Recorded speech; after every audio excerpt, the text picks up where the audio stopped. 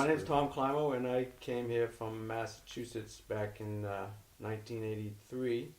I came here, let's see, I was bumming around college back east at Bridgewater State College, and it wasn't really finding anything. I tried computer programming, but that was like way out of my league. So I started looking at schools that offered forestry and outdoor stuff like that, and got a list and sent a bunch of letters out and got some catalogs and things back. And Sheldon Jackson looked good. There was a good catalog. So I took a year off from school to work and to make enough money to come out here. And I did. I did not have any expectations. I did not know what I was getting into. But I knew when I landed down, like, where am I? And why am I here? Because it was night. It was dark for some reason. And so they loaded us all on a bus and came out to the dorms, and so and then I was studying forestry with Jim DeGennaro down there, and then switched to natural resource management with Rod Dick when he got here. And in that time, I did some summer work with the Forest Service, and then wound up getting a seasonal job with the Department of Public Safety, doing fish and wildlife protection. Did that for 6 seasons, and then after that, just I headed back east for 4 years, and then came back. And then during that time, I did work for Sheldon Jackson. I taught some classes and ran the PE Center for a semester, and was an RA. And then just did all the things that we do here. Learned to kayak, learned to hunt, load and fish. Made a lot of good friends. So that's pretty much it in a nutshell. Right now I'm working for the city doing not fish model, but harbor master, and this is where I live. This is where I'm gonna stay, I guess. So what year was that you first came out? 1983, and then finally finished up in 1988, right around there. So you spent a couple of years back east in between? No, well, after I got out of Sheldon Jackson, then was working, and working here, doing the seasonal work with Fish and Wildlife Protection. Then in '93, I left that and went back east for a few years, and came back. I knew I was coming back. I didn't mean to leave for 4 years. I only meant to leave for like 4 months or so. I left in August. Was planning to come back after holidays or so in the spring, but then, just one thing led to another, so.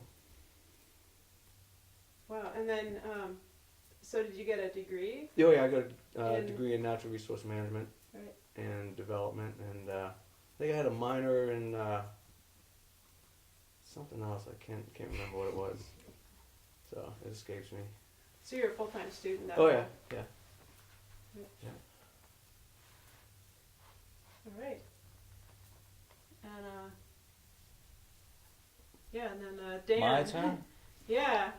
I came here in 1980, and I was supposed to go to Colorado Mountain College for avalanche control. I was all signed up, but I went to Colorado, and that college was in Leadville, and it was way up at like 12,000 feet, and it was a mining town, and it was kind of desolate. When I got there, I looked at that place and went, "This is not what I was thinking where I wanted it." So I wasn't looking for something in particular to go to college for. I was looking for a place. So I went back to New York. That's where I'm from, Catskill Mountains, and I looked for a school in Alaska, the smallest town with a college, and it came up with Sheldon Jackson College. And I went, well, I sent off, and they sent me their brochure, which was incredible. It's a 2-page thing, and it had a beautiful boat on it. Had a picture from Mount Verstovia looking down. Had the harbor here, and I'm like, I gotta go to that place. So I did. Jumped on a jet, bought a one-way ticket from New York to Sitka, and got out here, and we had a meeting in front of the admin building down here, and they said, what are you going to study? And I said, wildlife biology. And they go, we don't have that here. I went, oh, what do you have? What you got? And they said, we have forestry, we have fisheries. I said, I'll take the forestry. So that's how I got going at what I did. And I took the forestry class, and for 2 years here and graduated in '82. So it's a 2-year degree. 2-year degree. Wow. And then did you work for the school at all after? Or? I worked during school for work study. I worked my first year collecting garbage with Dave Bonner, and We all a little bit of that the second year too. And I worked in the kitchen, and I worked at the gym as well. My second year I worked at the gym. So a little bit of everything, a work study program Like what, but while you were here? while I was here. And then I worked on the weekends thinning and clear cuts. So I made a little extra money then.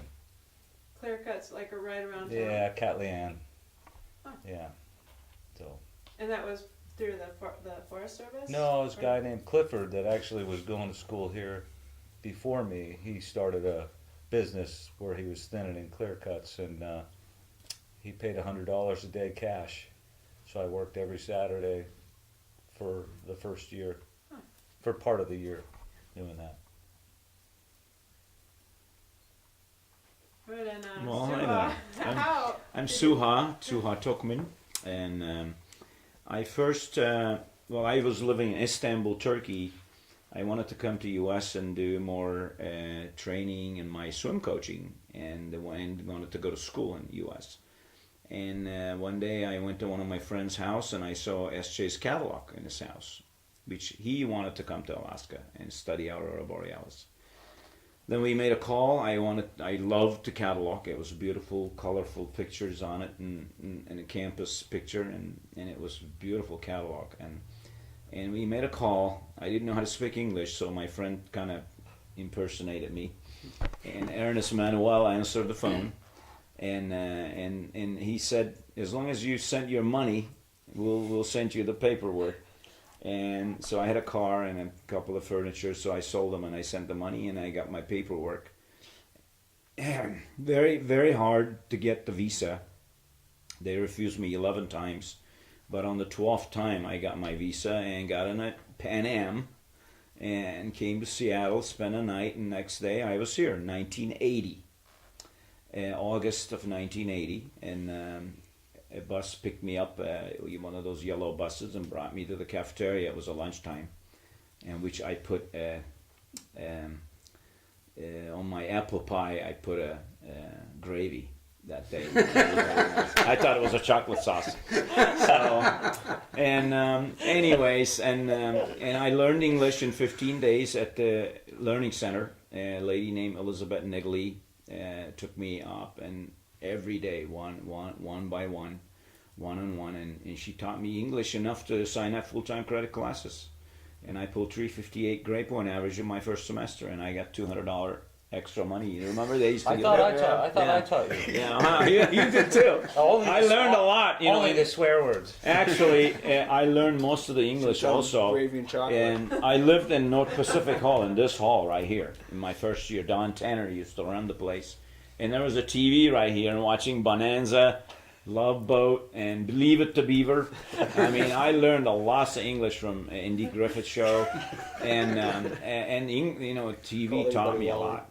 And then I became an instructor here also after Phil Jordan left, and I started teaching swimming classes and around the swimming pool. Did a whole bunch of PE classes and world religions, and I graduated SJ as an elementary ed degree.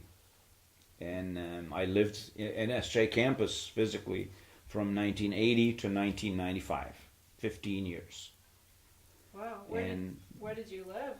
I lived first year in North Pacific Hall. Then I went home, got married, brought my wife here, and Dr. Holloway gave us a Paris cottage downstairs across from the Siege building. It's black right now, it used to be yellow. Mm-hmm. And we lived there until Yonja was pregnant to our son Tolga. In 1988, when Tolga was born, we moved to Paris Cottage across the street from the old incinerator by the cemetery, and by Ron Dick's house. And we were neighbors with them. And they're abandoned right now. They're three brown buildings. Yeah, that was up in the hill. What was that By the called? cemetery. Paris Cottage. That was Paris. What was that Oh, one called? Condit. No, Connor's the the door. girls' dorm. Hold on a second. Conley There you go. Cottage. Yeah, That it sounds was better. Conley Cottage, That was Paris Cottage. Yep. I got it. Thank you. No problem. And the Connolly Cottage was a home for us until we left in 1995.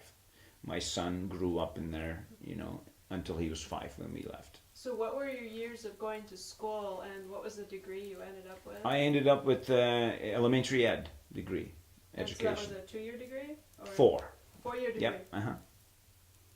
But I took my time getting it because after I started teaching classes, I became a part-time student instead of full-time. I was full-time student for 3 years. Uh-huh. And then what all did you teach? I taught world religions and elementary, beginning swimming, advanced beginning swimming, intermediate swimming, aquatic aerobics, soccer, and for a while health. So I taught a lot of classes. So you taught world religions as a college course? With a It was bachelor's degree? it was a very easy class to teach. We put a cassette, and kids watched the cassette, and as a written exam every Friday. We had to have a religion course anyway. Yeah, it was a mandatory class actually I for took everyone. world to take. religions, but you didn't teach it when I took it. Yeah, Edie it was. Bovee taught. Yeah, Eddie couldn't do it anymore after I took over from her, and she showed me how to do it, and I was just actually not really teaching. I'm Muslim, and only it was Islam. I put in a lot of extra information, but on the other ones, I just put the cassette and just listened like everybody else. In about a couple of years of teaching, I was a pretty good expert, though, listening it over and over. And speaking of religion, you were saying why they had the guy who was teaching swimming before you. Yes. Why Well, he had to leave. Phil Jordan was a basketball coach here and also a PE teacher. Very nice man. He looked exactly like that picture of Jesus. You remember that? And he had a long hair. There's this picture of Jesus everywhere. And he looked just like him. And I even asked him, gosh, you look just like Jesus. And he was a wonderful guy. He was teaching swim classes. Actually, when I got here, pool was closed. The filter was broken because the filters of the pool were switched with Betty Funk's house. They were shipped here same day. Betty Funk had a smaller version of pool, and they had a little bigger here. And the filters were switched. They both didn't work. So I found that out and switched the filters, and they both started working. So when we started running the pool, we resumed the classes. And when Phil Jordan did no longer teaching here, they let him go. And as far as I know, because he was baptizing people in the creek. So when he left, he told the school that Suhan knows better than me in swimming. So Dr. Holloway asked me to teach the classes, and I accepted it. Wow. Had a great fun teaching it. And swimming was a mandatory. I mean, if you didn't take a swimming class at SJ, in order to graduate, you had to take a competency test. I remember every graduation morning, people knocking on my door because Mary Goff would not give them their diplomas without that competency test. So I got out of my pajamas and go down the pool, and I did fail some people because they didn't know how to swim. Well, I said, I'm sorry, you should have taken my classes. They said, oh, well, we got to go. I said, no way, you're not passing. And they didn't get a diploma that day. Not very many, but I had some people. Wow. Yep. I wonder how many colleges require. It was, Well, I think it was a very good thing, actually. A lot of high schools do. What, colleges? Oh, yeah. Our high school did. Colleges I also? think my Sitka University High of did. Georgia did. Yes. Oh, Yeah. Yes, it did. wow. Yeah, and I'm Zoltan Barbas. Okay, what's the itinerary here? How'd I show up? Yeah. I grew up in inner city Cleveland. I wanted out of inner city Cleveland. There was a SJ brochure in the guidance counselor's office. The school I went to, high school, 10th, 11th, 12th grade, over 3,000 people in my school. I just wanted out. Forestry or anything to do with the outdoors sounded appealing. I applied. I got a $1,000 scholarship. Good enough. Bought a plane ticket to Seattle. Took the ferry from Seattle to here. Got here. This guy shows up with a van to pick us up. Glenn Miller. Goes through and asks where everybody's from. You're from Cleveland? You sit with the luggage. He took everybody else and left me at the ferry terminal with a pile of luggage. He showed back up. Helped him load the luggage. He gave me the scenic tour through Sitka. This is the Pioneer Bar, don't go there. This is downtown. Gave me the Glenn Miller tour of Sitka before I ever got to the campus. And then told me that he was my assistant RA and you get this room right here. I think the next day I met Dan. He was not my roommate, but next door. I went through 3 roommates my first semester in Fraser. There were some interesting characters there. That there was. Yes, there was. Let me see. I ended up with a 2-year degree by the time I left SJ. I got here in 1981, graduated in '83 with a 2-year degree in forestry. Jim actually hooked me up with a job for the summers with the Forest Service, and that job through the summers lasted for 4 seasons till government cutbacks in the mid-'80s, and they did away with paid employees pretty much for field personnel. They cut back extremely, and that was my job was one they were cut back on. I did work study while I was here, maintenance / theater tech / electrician / whatever they needed done out of maintenance. So, and you learned all that here, Yes, all your tech. stuff. yes. Print shop. Oh, thank you. Brenda Print Shop, when I got here, forgot about that, Jim. They had some good VIMs though back then for teaching. Yeah, Some well, of the and- electricians and all were some pretty good people. Farm yeah, boys, it seemed the like. print shop.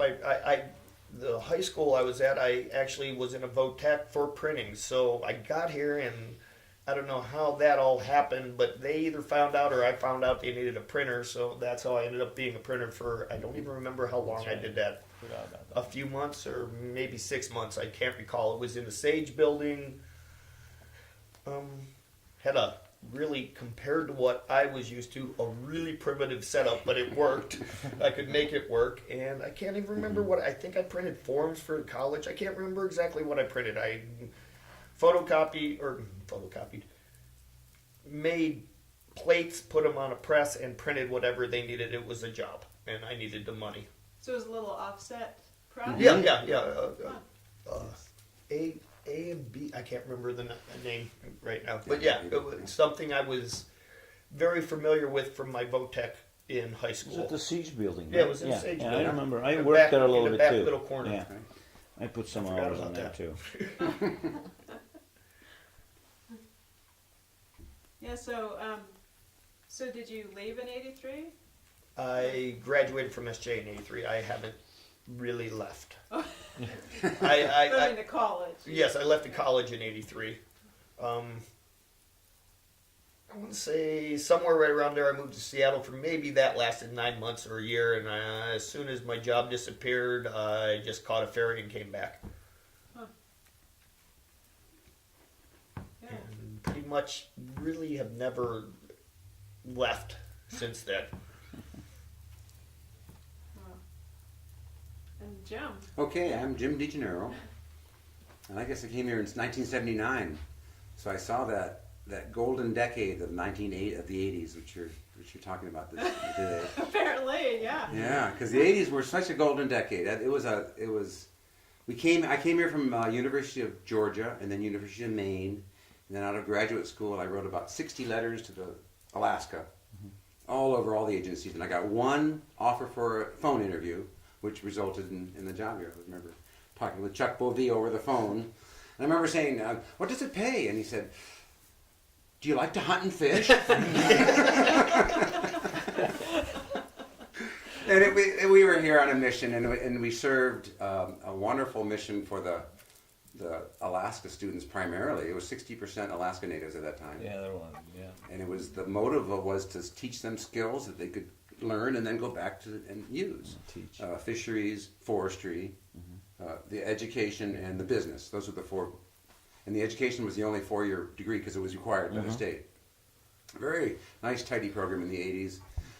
A family environment. I mean, you had a party and you invited the other people, and they all came from the staff, and it was a tight group of colleagues. We worked together. We shared our field trips together all through the science department. Remember that? We'd get the boat out, and every department would have their own little thing about the trip, and we'd go out and do stuff. And we took each other's classes. I know I took your soccer class, Suha, and that was fun. Remember that?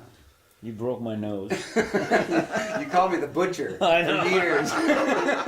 He was the butcher of the team. I turned around, there he was, and then my nose broke. Yes, it was quite a family environment. Everybody's helping each other. It's a great class. Yeah. Yeah. It was good because, I mean, I'd be in class with Jim during the day, then I remember playing indoor soccer at night, Yeah. and then going out for beer after Yeah. soccer. Yeah. Yeah. Well, you were older than most. Yeah, right. Yeah, I came here. I was in my early 20s. Yeah. Make that clear. So And then babysitting for your kids. Yeah, yeah. how long did you? So you're an instructor of forestry. Yeah, I taught forestry for 15 years. Yeah. And these guys were my students. Yep. They were great. I didn't take any forestry You didn't. classes. You didn't take no, those, Yeah, right? because of I the taught education, computer yeah. classes too. Yeah. You might have taken Yeah. one of those, Uh-huh. but Uh-huh. None of us are in forestry, but, you know, yeah. Yeah. we took classes. Gotcha. I remember taking science classes and digesting a huge frog. Is that right? At Sage Oh, yeah. Building. Oh, that was Ray. Yeah, That I was remember- Ray Yeah, Roland. Ray Yeah. Roland. Yeah, Ray Roland. Oh, we had such a forestry team and science team. Ray Roland, Fisheries. Yep. Pete Hasmer. Hasmer. Oh, I mean, just Bill everybody Davis. worked. Bill Davis. Davis. Oh, yeah. Good. Yeah. Well, the one thing about SJ was the very good, I found, without knowing very good English. And my math classes in Istanbul, we take lots of math classes. So I was like calculus level, but my English wasn't so good. So I took a lot of social type of classes, social study type of classes. But the good thing was, when I didn't know something, I would walk in to an instructor's house in campus. They all lived in campus, and ask them questions. And they're always very helpful. Like Ernest Manuel's wife, Marie Teresa Thompson, was my health teacher. And that was kind of challenging class for me. And every single time I went to their house, they would welcome me, and she would help me out a lot. Louis Bazaar, like Mr. Roth, they were all great teachers, very helping. It was like a family here. That's one thing that was very good about SJ. Yeah. So did you, when you first came, Jim, was Yes. So you were saying it was a mission, and like 60% of the It was considered a mission Sure. school. There was a definite Christian or at least religious atmosphere in the campus. It was very tolerant of other religions too, as you saw, Suha. It was Exactly. very nice. Well, I want to say something. Most colleges in U.S. requires TOEFL, like English as a second language type of an exam to be able to go to school in U.S. coming from foreign country. SJ didn't require that. I didn't know English, and when I told them I don't know how to speak English. They said, "Come anyways, because we are very experienced teaching English to our native students too, because they come here without knowing very good English. So we're very experienced at. So come anyways." And This is a good time to mention that there was always that welcoming of the pre-college student, perhaps. Yes. The ones that need some extra work and some neater help. And right behind that camera, right there, is one of our best. Alice Sheldon was one of the Exactly. best in the learning center, and always Yeah. willing to help some. you of remember the Elizabeth extra Nigley? things She and- taught me how to speak English. That was a Elizabeth Nigley was real wonderful powerful lady. part of SJ in the 80s. Yeah. We will take anybody that can get in. We were an open enrollment school, and some of those were clearly struggling the first year. And maybe they didn't get any college credit the first year, but they got to that level where maybe they're taking 1 or 2 credits and staying in school and doing okay. Exactly. Some of those really challenging. We talked Saved about a lot of lives. the characters that came through the campus. Oh yeah. If you were to do another documentary on the characters, one by one, there were people that came through this campus that were No doubt. quite the Yeah. stories. Look Yeah. through one of them yearbooks like I did. No, that's the truth. And it was a lot because of this open environment and tolerance of everyone and just this family environment, helping everybody, got us through. So how do you feel? So what was the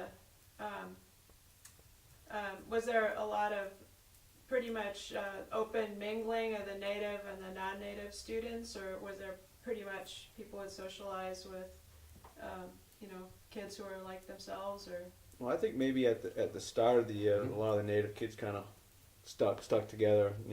Because a lot of them was the first time out of the village. Yeah, the girls were their cuss picks for about 6 months. Yeah, that's true. Yeah, and then as everybody got to know each other from classes, the dining hall, the outdoor rec things on the weekends, it was just totally mixed up. Yeah. I felt absolutely nothing different.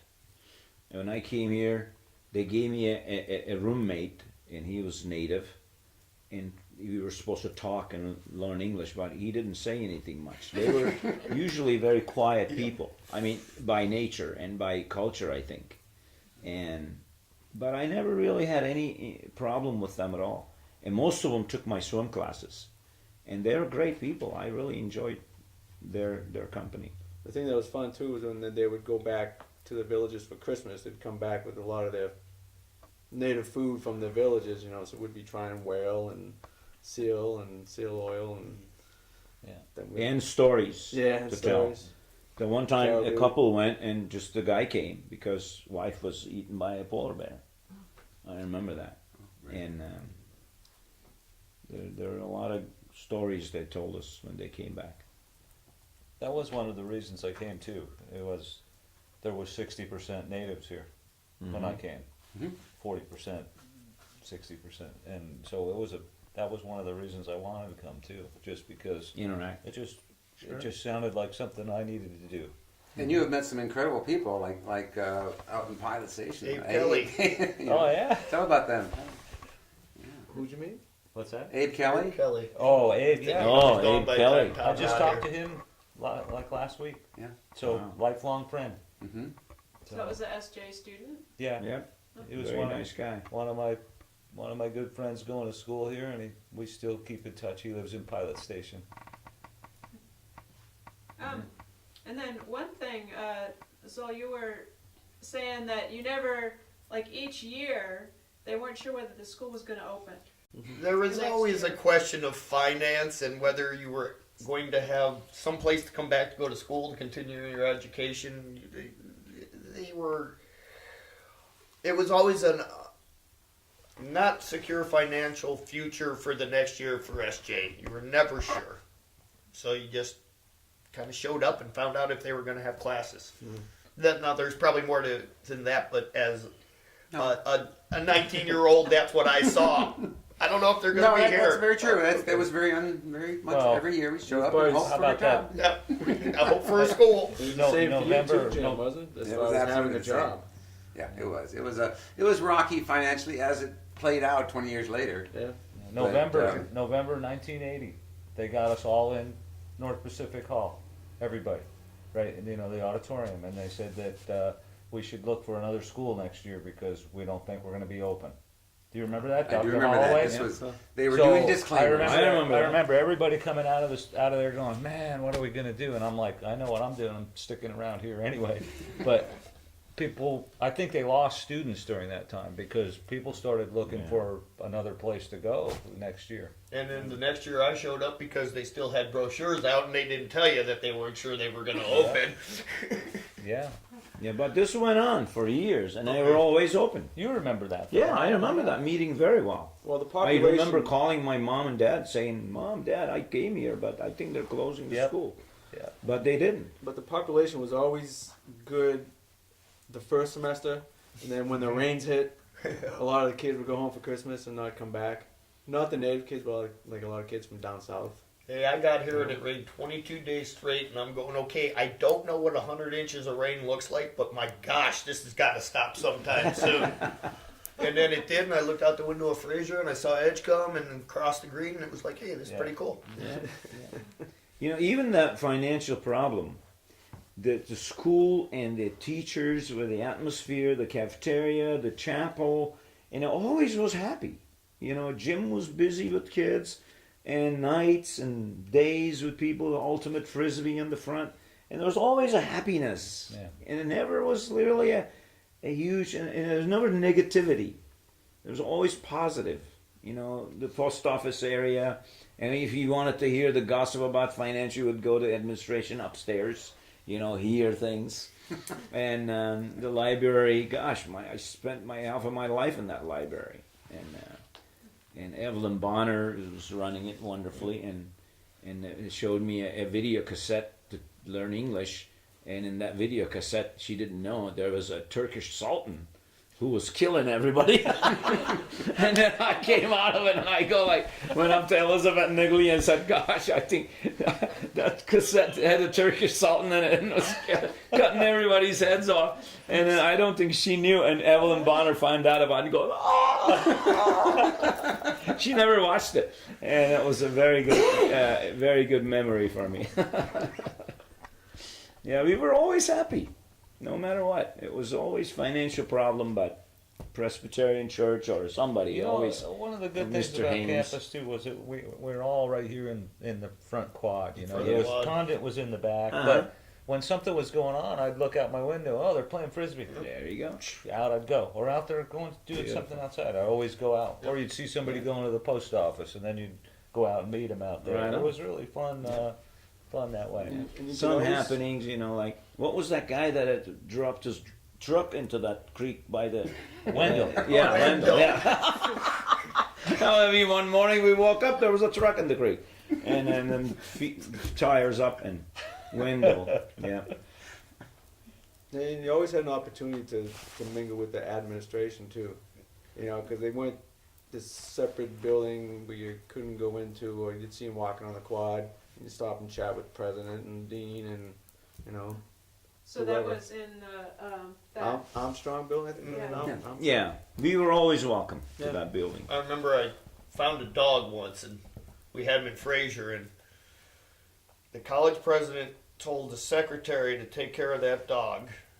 The secretary had a brother who was a student, so she told me to take care of the dog. So I went around Fraser and got a collection, and we bought him dog food, and somebody gave him a shower because they were in the shower. So we took care of the dog, and he forgot all about it, and that was that. Taken care of. Taken care of. It That's probably wasn't not what you specific meant, how though, I was right? supposed to take care of the dog. I took care of the dog. And then the owners took him back finally. I found him over on Cruise Off Island. He was abandoned, and they found out I had him, and they came and got him.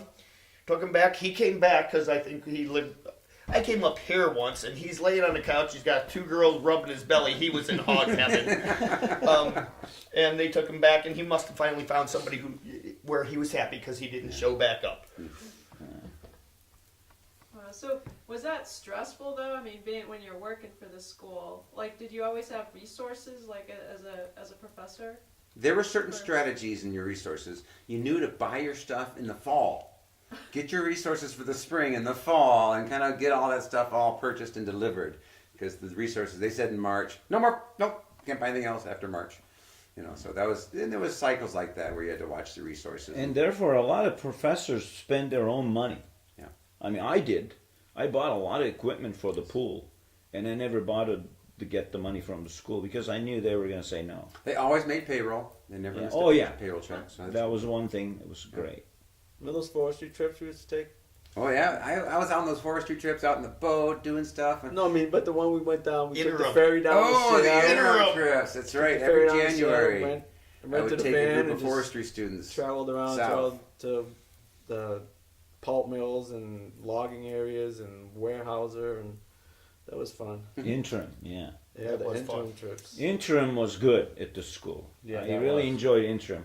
There was a writer came from up north, George Haynes, and he was from Tanana, because we said Tanana, and he got really upset. Tanana, and I took that class. Also, Ernest Manuel and wife would take people to North Africa and overseas, during the interim. That was a big thing. People went and signed up, and nobody had to pay for it. Yeah, we did the But children. interim was, I really enjoyed interim. We did In the children. 80s, when I was taking the trip, I was taking a lot of natives kids, 60% of course, and a lot of them have never been out of Alaska. And so we'd be driving along and they'd, what's that? What is, stop, what's that? It's a cow. Can we stop and look at it? Can we stop? Take pictures? And they could stop and look at the cow and meet the farmer and touch it. It was like, really something different. Do you remember Abe?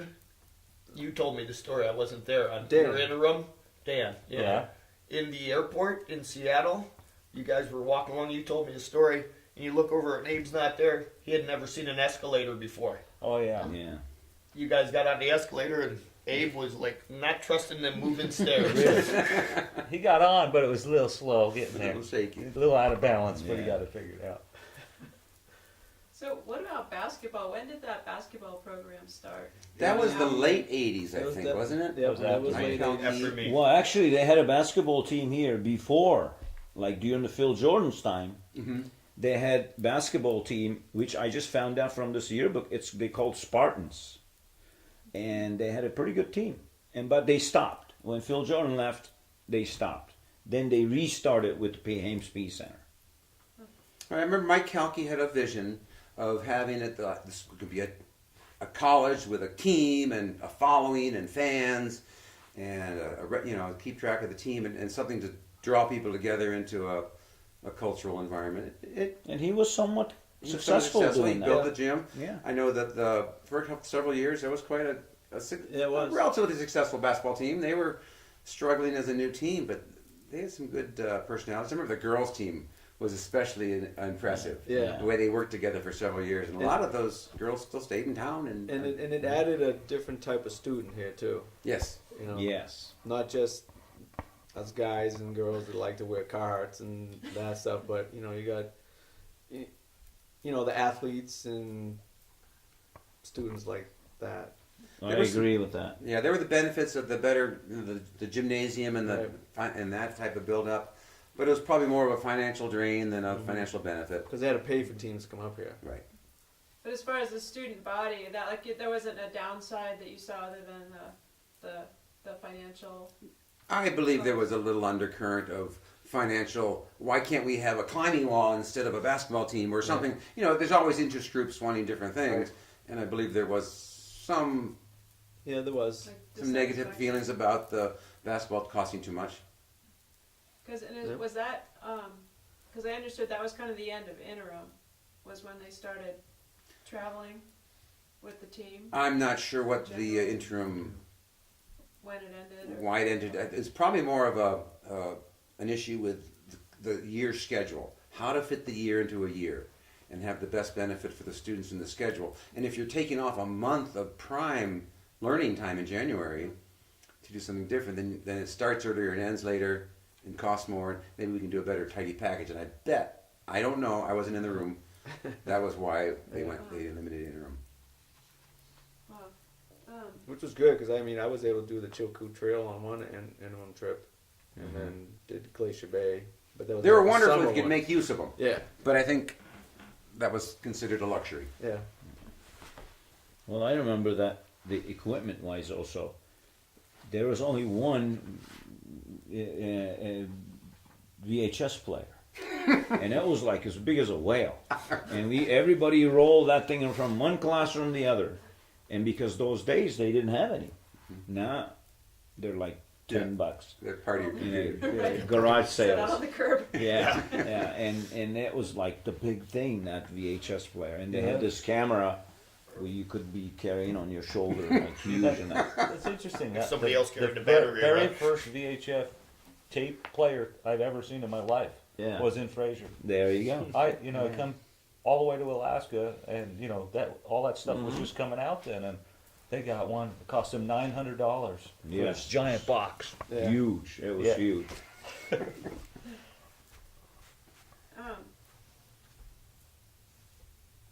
Yeah, so all you guys stayed in Sitka,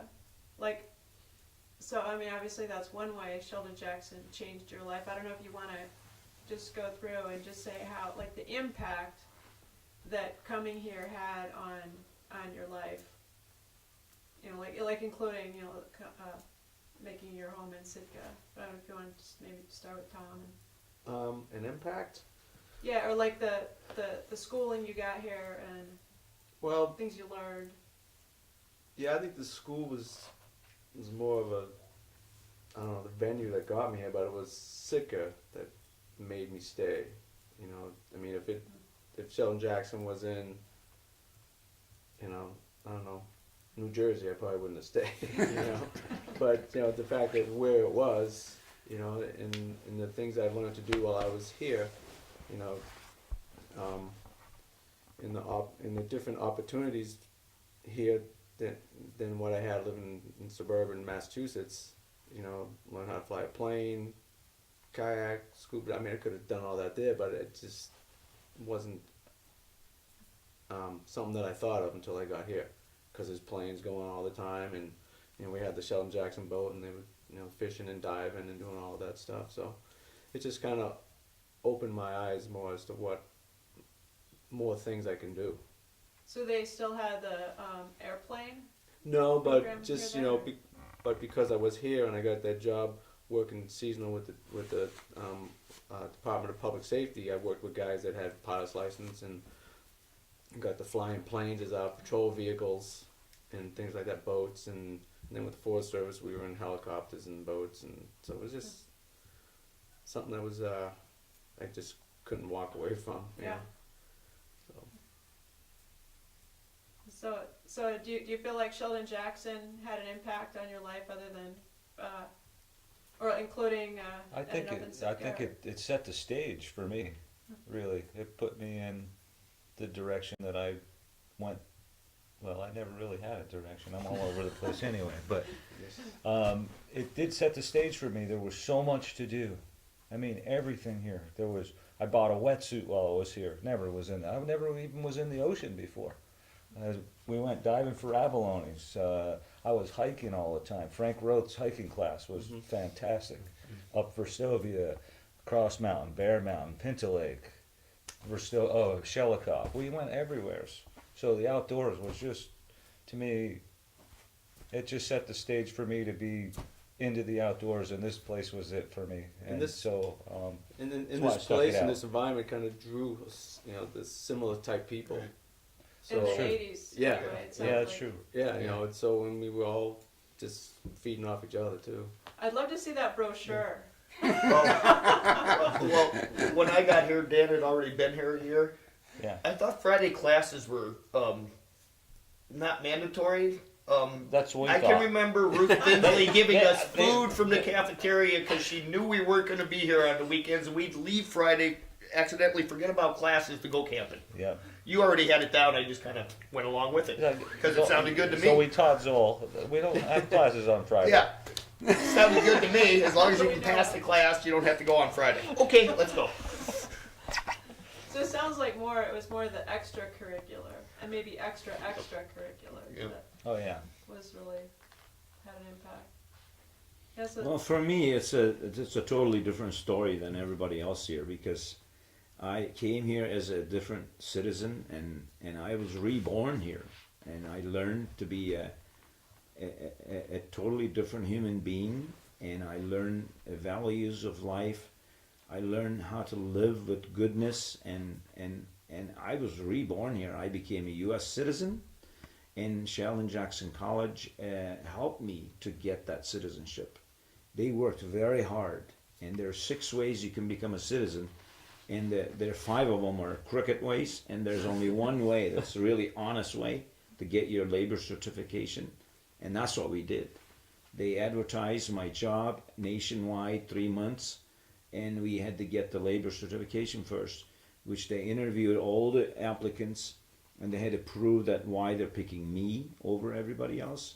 And we had recommendation letters from the governor and from 6 different representatives and senators, and I had 2,800 plus recommendation letters for my citizenship, and we sent them in like 3 different boxes, and yet still I got refused in the first time. And school again redid everything, and nobody really knows this, but I know that they went through a lot of hell for me. And finally that I became a citizen here, and I was reborn, and it's my hometown. I learned to be a wonderful person in this town. If I am very proud of it, and I owe it to Sheldon Jackson College, and totally, and the city of Sitka, and all of my swimmers, and all my, Mr. DeGennaro was one of my dads. I coached his son, and I learned lots from my parents, my swim parents, my kids, and Americans. Here that taught me a whole new life, way of life. Well, plus, Sue has coaching my kids now. Yes, then I'm coaching his kids, and that's why when I went back to Turkey, and see, I left Sitka in '95, went to Medford, Oregon. I was there for 13 years, but I lost my dad, and I had to care for my mom. I went back to Turkey, and I just couldn't do it. I couldn't live there anymore, because I was an American. I had different kind of values of life, and to me, there life was terrible. I just couldn't fit into that society anymore, and that's why I came back. I came back to Sitka. I had other job offers all over the U.S., but I picked here. I was coaching Olympians before I got here a couple of years ago. I went to two Olympics, but I came here to still do little kids, and I am the happiest in my life. I can't be happier. It's a beautiful place. I've been to 74 different countries, all for swimming. There's nowhere else on this earth that better to live than Sitka, my opinion. So you feel like the people. Amazing. Everything. People complain about weather here. Gosh, what a detail. There's a million other things here that's way better than everywhere else. Wow. Very blessed. You swam in the Olympics. Yes, I swim at 72. That's right. So that was not. Well, so 72. How old were you? I was 17. Wow. Yep. Wow.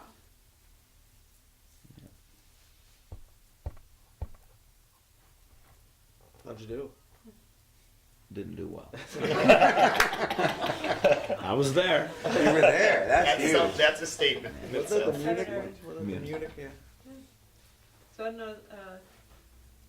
So do you like how do you feel like your education here had a impact on your life, like including? Okay, Good, the extracurricular, the people, hugely impacted me. Without the education, I wouldn't have been able to get a summer job here, which goes back to it's the big easy. Why would anybody want to live anywhere but Sitka? SJ, the education. I don't really know how it affected me more. It's all wrapped up with the community and the people I met, so I can't really differentiate. SJ is the people I met. So I can't say the education separate from the people because everything was all the same. The community aspect made it easy to be comfortable here, which counted a lot. It must have. I pretty much haven't left. I think fondly of my time when I was a student here and the people I met and the experience I had. I really can't separate the education out from the people. They're all the same thing to me. They're all meshed so closely together I can't. Lifelong friends I met that were students that I met who were instructors. I can't separate that out. Yeah, and I don't know if there's since you taught here for so long. Oh yeah. Like how? I mean, do you feel like there's things that you learned, by working here? You still talking? Or no? Yeah, Jim. Okay, Jim. I Yeah. didn't teach you. No, you didn't teach. I know. He did taught something. He taught maintenance or something. If I taught anything bad. I was impressed by your printing skills. I'll tell you that. Okay. Just how your time here? Like, Well, how I it came changed here your- and out of graduate school because in the last year of graduate school, I found out that I liked teaching. They switched me from research to teaching very apologetically, and I really enjoyed the teaching. So I was accepting of this teaching position, and it was a good 12 hours a day at first to get up to speed and to get the classes covered and to meet new people, and but it was a great place to be. And so I learned so much in that stage, and then also I took classes every semester. I took classes at SJ because they allowed us a free class, and so I took. Yes. I think I took one class every semester, and I got my secondary teaching certificate. And I took all the computer classes, and then started teaching computer classes, and and that led me into my current career. So so there's the wonderfulness of Sitka. It just draws you in. There's a community here. If you let yourself be part of a community, it's here. They are people that care about other people more than they care about how much it costs. Exactly. I mean, I run through Totem Park, and I sometimes have tears in my eyes. How unbelievable place that is. And I've been running through that place since 1980, and I still am very impressed every single time. So, and then Jim, like you, Yes. I don't know if you still live out there by the park. I lived by the park for many years. Is I that moved out of town. coincidence that you ended up with the SJ? Well, no, it was associated something that with was aware SJ we were House? available, and we wanted to move off campus to expand our lives, and we could still kind of be real close and walk to school and walk to work and be still part of the community. It was painted S.J. Brown when I moved in, and I did change the color of the house. I thought I had to get out of that S.J. but- Brown. But you didn't buy it from SJ, or did No, you? in the 20s, they gave away all those cottages to the natives that were living in there. There were 16 of them, and they gave them there, and so that they would become part of the society and have a place to live. And they deeded those 16 cottages, 16 land, and then I think there's 6 or 8 of them that are still in private ownership. I think the college and the park bought a lot of the pieces off of it. Yeah, that's but I got a little tired of the tourists population for 6 months, 5 months of the year. You know, they look in your window and ask the same questions that's another topic. Yeah. Yeah, I can remember when I saw my first cruise ship. When Yeah. was that? When did they start coming here? Oh, I don't remember. That changed. That changed. that That was one of the big Yeah. influences on That- because that the ship cruise sunk ship out there. industry. Yeah. That was the year we got here. Yep. Yep. Princeton Dom? That cruise ship that sunk Yeah, out there, yeah, the Princendom. Or Yeah. 81? Yep. That's the year we came, I think. Was it Exactly. 81? 80, 81 year. I think it was 80, wasn't It it? was 80, yeah, because that was the 80. year before I got Yeah. here. Yeah, It was because a I big remember thing. them getting all the clothes and shoes and stuff, Yeah. people, and putting them in the sciatica. Yeah. Wow. Yeah. It's sunk. Exactly. Is it still out there? Somewhere's out of Mallorca somewhere. Really? Really? I don't know if I think they were able to tow it someplace, but it went on fire, and Yeah. they were bringing everybody into tried town. to- Wow. And I tried remember to- when years later, I actually did about 2 weeks working as a tour guide on one of those buses with the polyester pants and all that kind of stuff. And the one thing they said is, "Don't talk about the Prince and Dom." Yeah. I'm still trying to see Dan in polyester pants. It's not a good picture. Actually, the polyester pants is why I didn't work there anymore. Well, I was wearing white pants, and they told me I had to have polyester pants, and I'm like, I don't want to wear polyester pants. These are white pants, and That was it. Dress code didn't work for you. I didn't wear them. So I With a found, black How I believe underwear. I that. found another job. I found another job. Looking for a job when I found this one. Yeah. What do you? So, I mean, this has been really positive, and we're not, like looking to like bash anything, but do you feel like there were like weaknesses in the school, like for not necessarily for you, but for other people, or like do you feel like there were things that the school could have done better, or that weren't so great? Or don't worry about it, nothing comes to mind. Can make something up. Talking about 30 years ago. Yeah. Well, the financial situation led to questionable financial practices.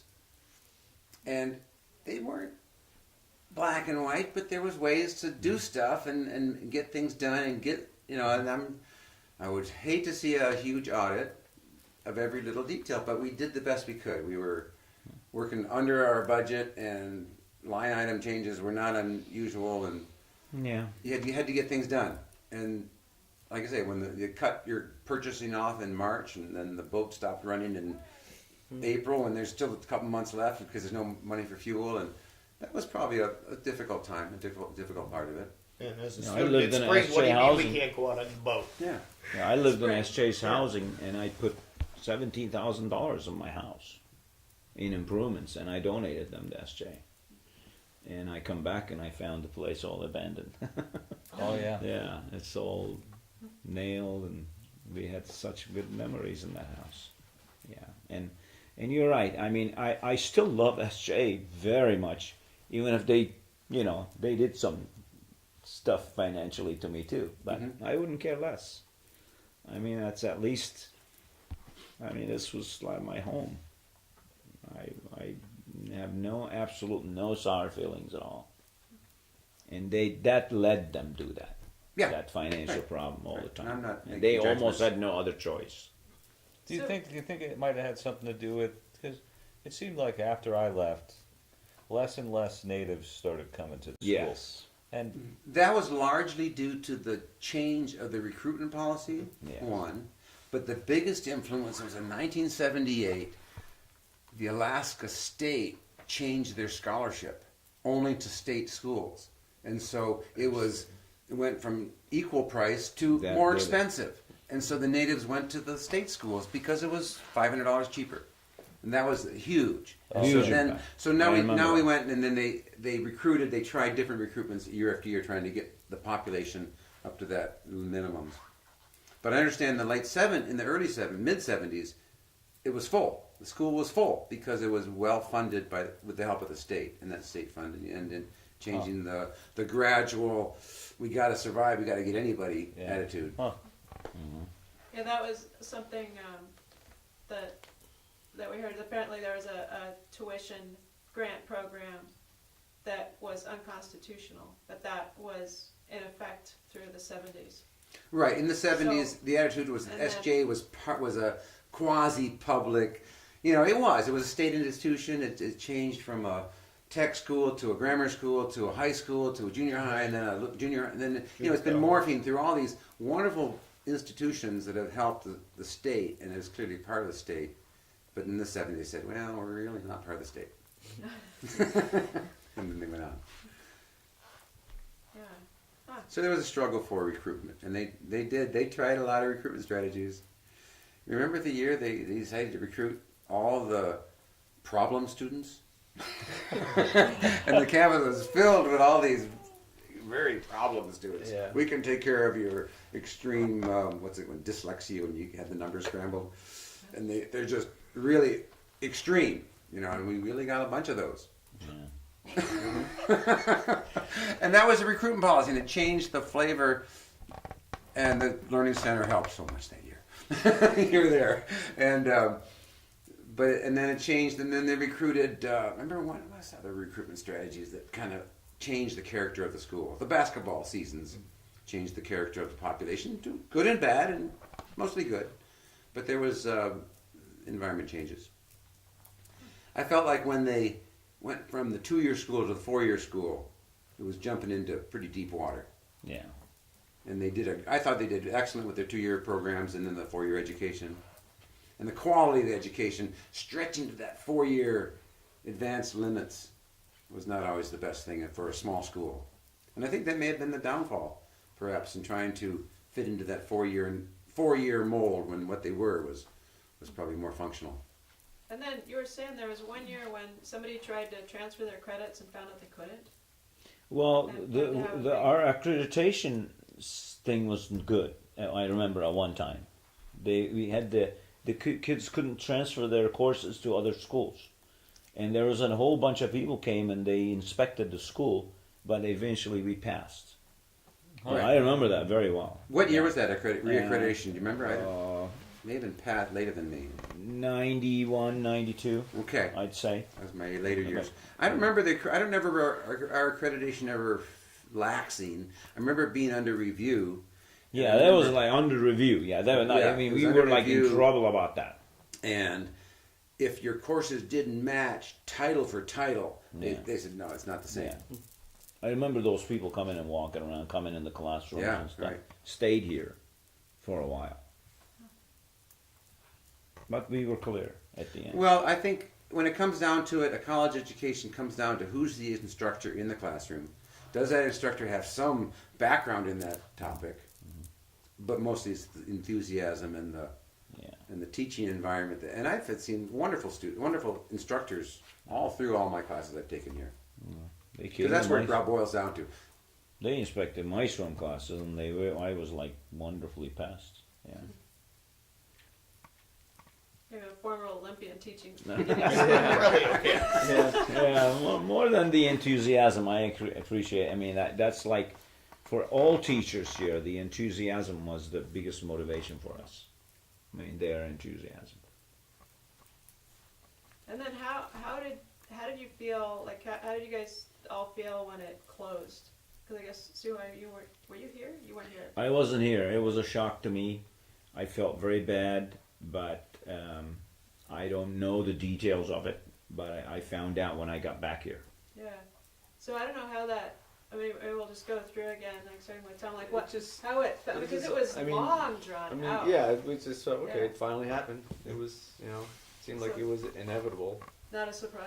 No, Yeah. I wasn't surprised. Not that I knew anything other than what I read in the papers and stuff, but it just seemed like after all the years of them struggling, and then and then all the talk about them, maybe having to close. You just kind of got prepared for it over the years. It took 30 years. Yeah, it took 30 years, but I knew that college was surviving on donations most of the time. I remember one time I was walking by front of the administration building, and that morning there was this huge yacht appeared here. It was blue. It was big like a ship. And Dr. Kelke opened the window and said, "Suha, come up here." And I went up there. He was sitting with a gentleman, and he introduced me. He was the owner of the boat. And then he says, "We're about to have a lunch. Would you like to join us?" And I said, "Sure." So he told me that the guy spent some time in Turkey. So that's why Dr. Kelke saw me. He says, "Oh, they've got Turkey. We got Turkish guy here." And so we had good memories with him, and we talked and everything. And apparently the guy was the person who invented these, in the fields, you see these huge tire thingies, metal, and they water the fields. Mm-hmm. Oh yeah. He's the inventor of that. He's filthy millionaire. And Dr. Kelke somehow knew him, and he had a lunch in his office. And when he left, I saw him drop in a check on Dr. Kelke's desk and made out to Sheldon Jackson College. And it was $300,000. And he said, "Boy, that's the most expensive lunch I had." But he did donate it, $300,000 in front of my eyes. Wow. And he was I think the school kind of had those things a lot, and they made it survive. Right. It was always through the 80s when I was here, and the early 90s and when I was here, the attitude was, we can keep it going, we can take cut. And then so many times, someone would come up with a $600,000 donation from one lady one time and saved us. Exactly. Another time something else happened, and major changes at the last minute. But it was always that attitude of, we want to stay here. Mm-hmm. And I have to wonder in the final years if that attitude went away. And they go, well, let's cut our losses. Let's kind of build it up so that we can close this and cut our losses and make it as smooth and undamaging as possible to exit this. And I believe it was a longer term plan than just a few months. That's why it took a long time, and then it still took a long time to negotiate how to close it up. Mm-hmm. I'm glad to see it. It's still a campus. It's still an educational institution. Yeah. It might evolve to more in the wintertime than just the summertime. So They are having, hopeful. I think, classes in that's the the goal. wintertime right now. Yeah. Oh, I think Roger will pull that off. Yeah. Yeah, it didn't surprise me that they closed, really, but it surprised me how much in debt they really were. How much? It was like 14 million or something like that.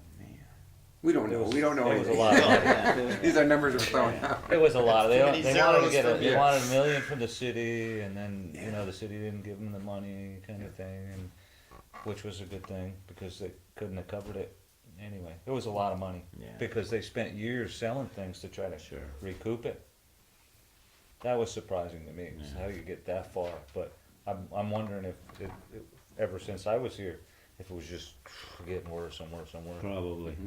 Maybe they should have took some of those donations and paid some debt, but not Donations Right. will always Well, come into SJ.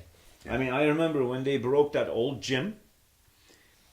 Old Jim had an attic which you couldn't go up there because they had nails.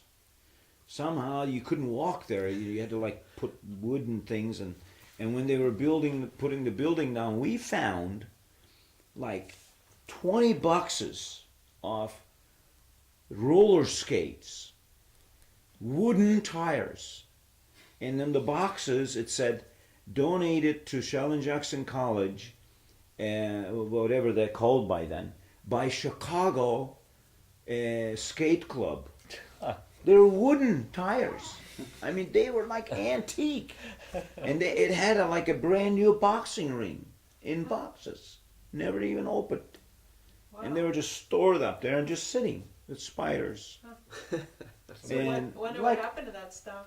Well, Dr. Kelke, I think, sold them in an auction or something. Yeah. Yeah. Those roller skates. I mean, they were like antique. Yeah. They had wooden tires. Yeah. Yeah.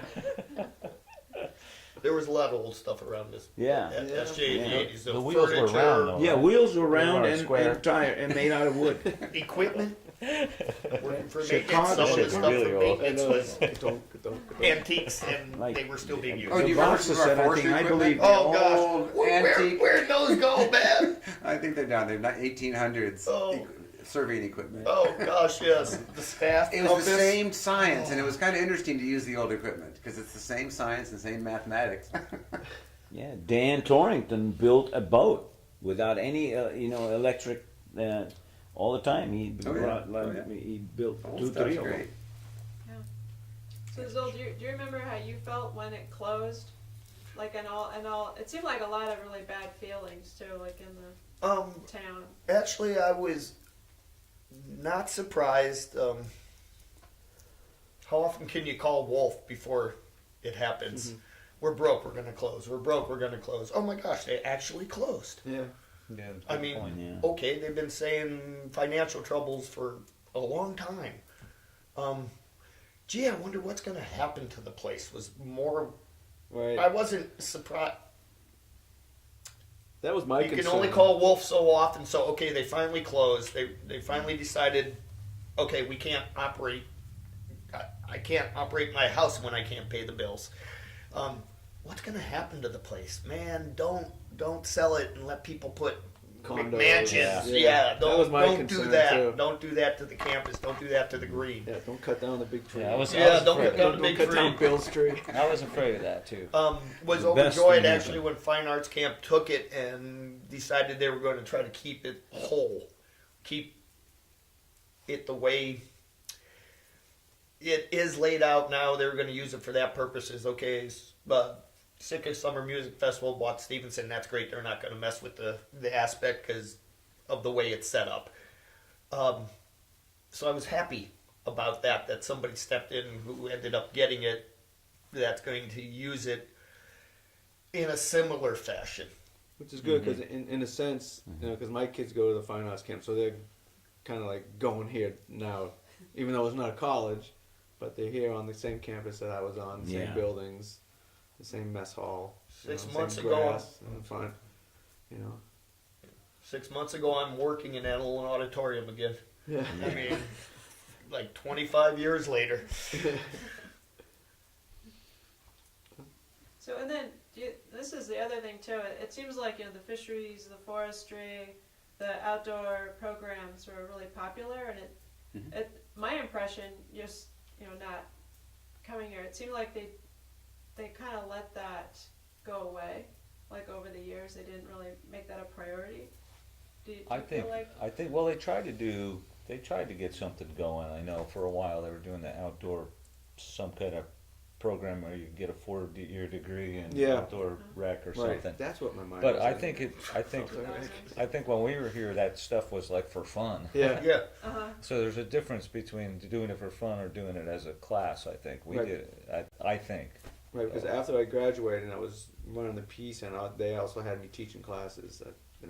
Hiking, kayaking, outdoor rec, just stuff like that, And I wasn't a teacher, but I did it because I'd done it. So do you think they were ever aware that was like a draw? Absolutely. That was always a major draw to the Sitka campus. Sheldon X College always used that in their very first Yeah. brochure Okay. of the boat and the mountains and Yeah. yeah.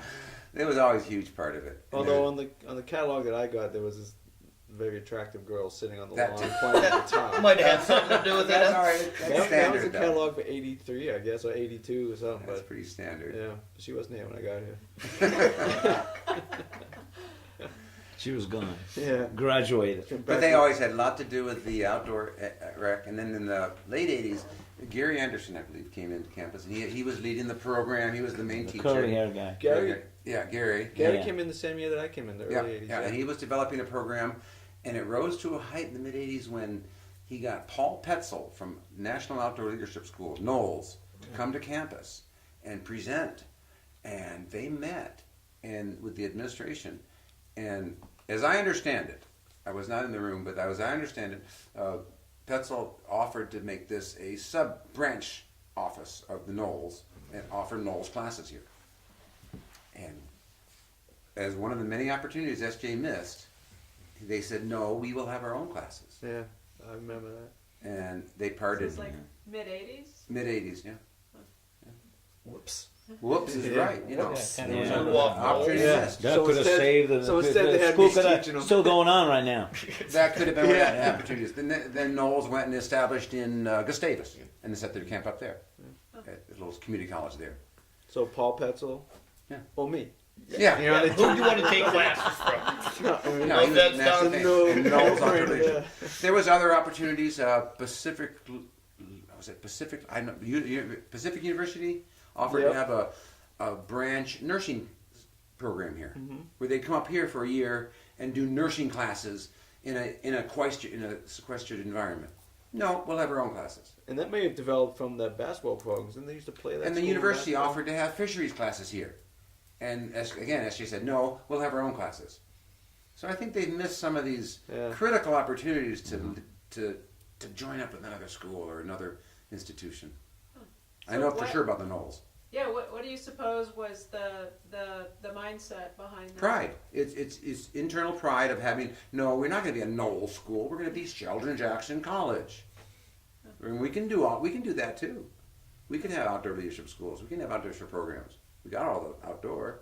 I Yeah. gotta throw this out, like, Plenty because of outdoor. it seemed like they I don't remember specifically, but it seemed like they do that again and again and again, just where, you know, they could, and Molly Algren was my neighbor, and I was, you know, after some, you know, missed opportunity like that, and she said that she didn't think they could succeed because that wasn't who they were, like their identity, like they couldn't see themselves as a successful, thriving college.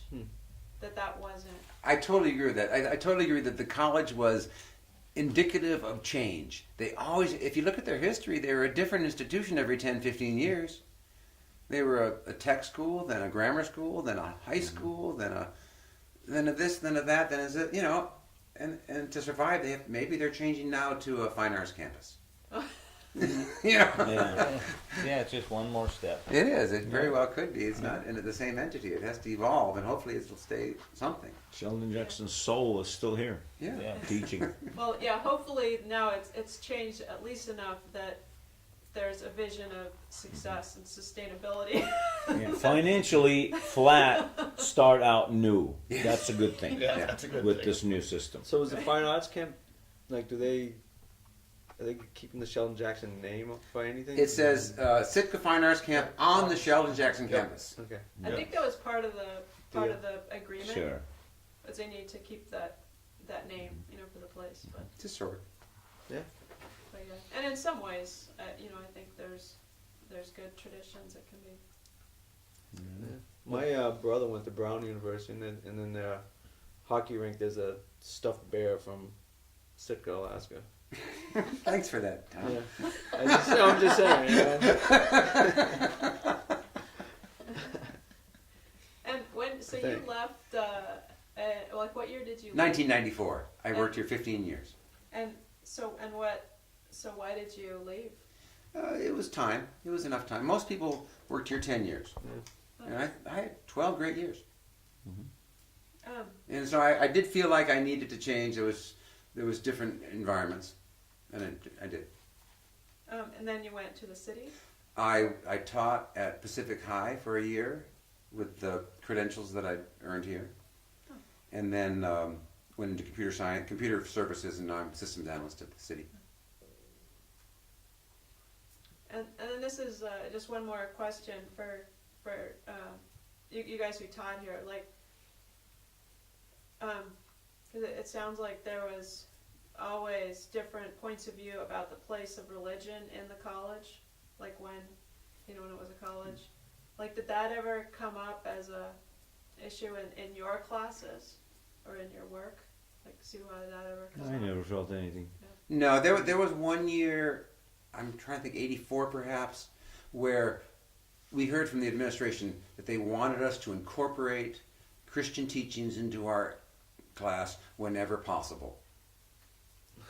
And I just, I wasn't doing history, I wasn't doing business ethics, I wasn't doing anything that really lent itself, and so I bowed out of that, and they accepted that.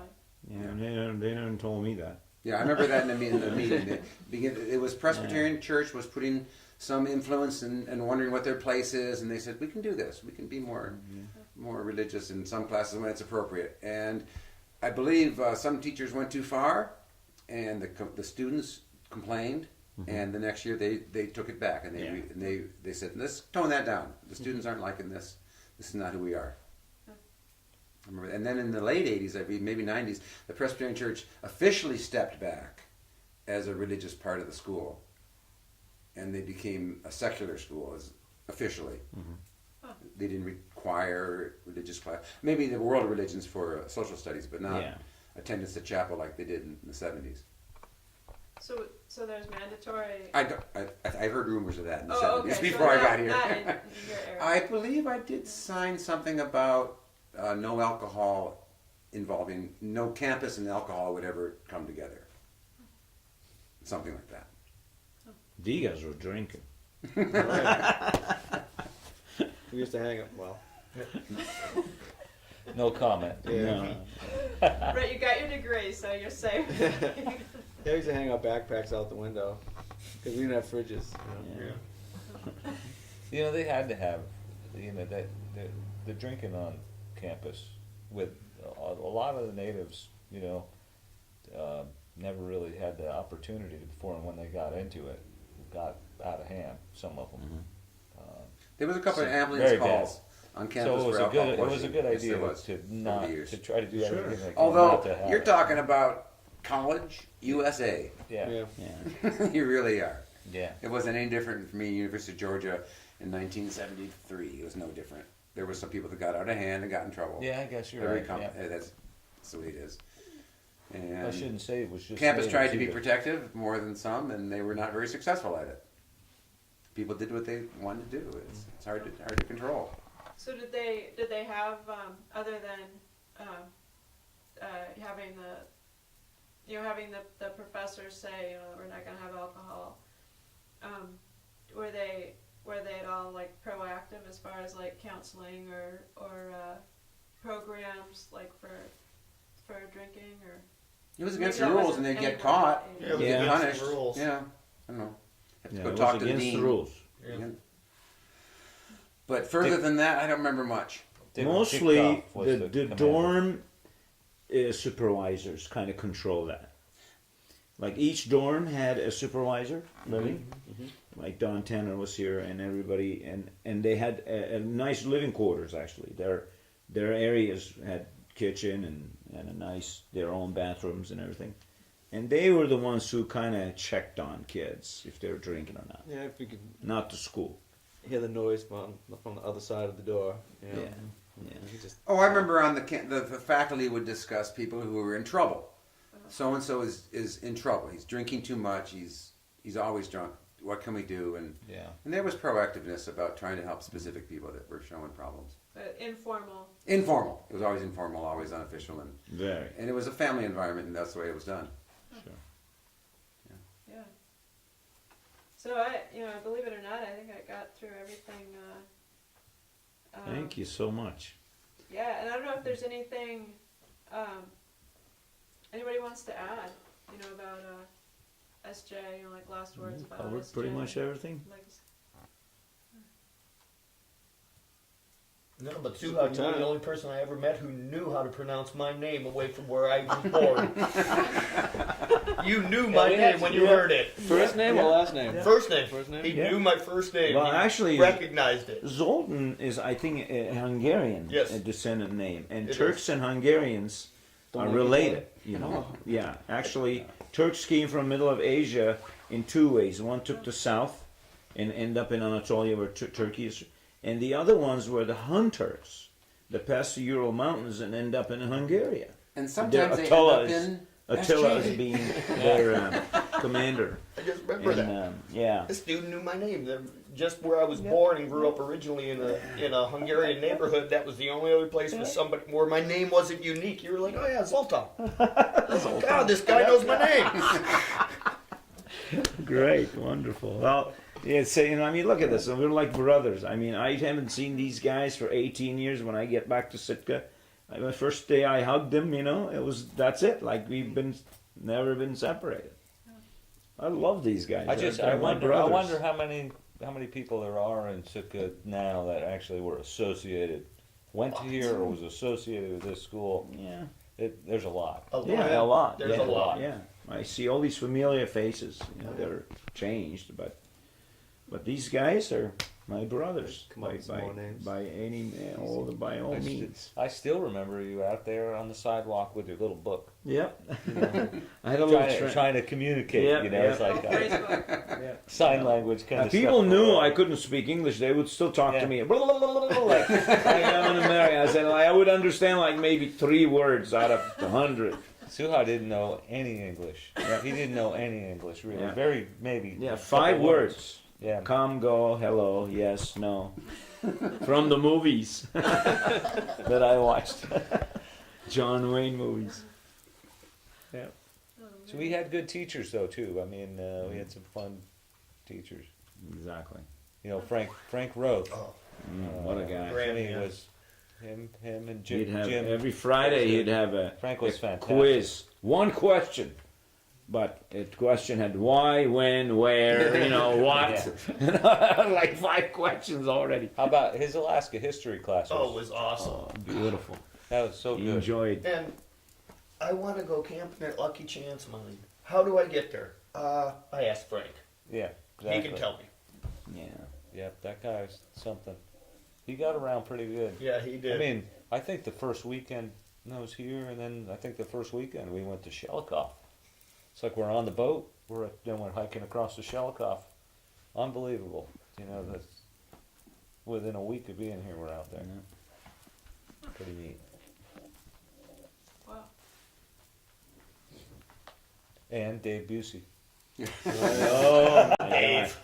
It would be 40 below. He'd still walk out with a short sleeve shirt. No, yeah. Oh, yeah. Just like nothing. I was out at a party out at the Rec with him one time. This was probably 15 years ago, and he had a pink short sleeve shirt on. Yeah. Button Sounds right. kind of open up. And this was probably November, Marchish. It was cold. He was Everybody's struck wearing by a jackets. lightning one And time. I had to can ask tell him. you I that. said, He Dave, did? how? I mean, I bet he I is. said, how do you do this, Dave? I mean, everybody's wearing a coat around. He goes, I'm not cold. I'm not cold. That's his answer. He's just not cold. Unbelievable. Like I said, he's a there's skinny a little string guy, too. of all these characters and wonderful people that came through this campus. He was teaching a class once, and he was not feeling well. He was sick, so he was cold. And he didn't own a coat, so he's wearing his wife's pink parka in front of the class because he had to borrow a coat and he didn't own one. Big puffy pink parka. Yes. I remember that. Yes. He was ill and he was cold and he didn't own a coat, so he's wearing his wife's pink parka teaching, I don't know, stat or I don't remember a math class. Stats. I think the guy was a genius, though. Oh, he was, Yeah, he No, was so I smart I, really couldn't did. follow I him think on he the was so blackboard smart. half the time in his math I was classes. beyond. Man. Yeah. It was definitely one of those blackboards where it was filled from left to right. It's Yeah. just like, well, looking at each other. Anybody get that? He gets all the way to the end of the blackboard, And you go, Dave, where did that number come from? Walks to the other side of the room, goes, Yeah. over here, right about here. And I'm like, it reminds me of those Gary Larson cartoons with this mad scientist with all the stuff on the board. Yeah. I That's was how always his- waiting for he Dave had to it all write, and over then the a place. miracle occurred here. Basically, is how we got that number. I don't know where it came from, Dave. Where was his classroom? His class when I was in Yaw. Yeah. Yeah, building. So I ended up having to take math from Kathy because Dave was a little bit. Dave smoked you. Couldn't follow. I Kathy. couldn't good. handle it. Too good. Yeah.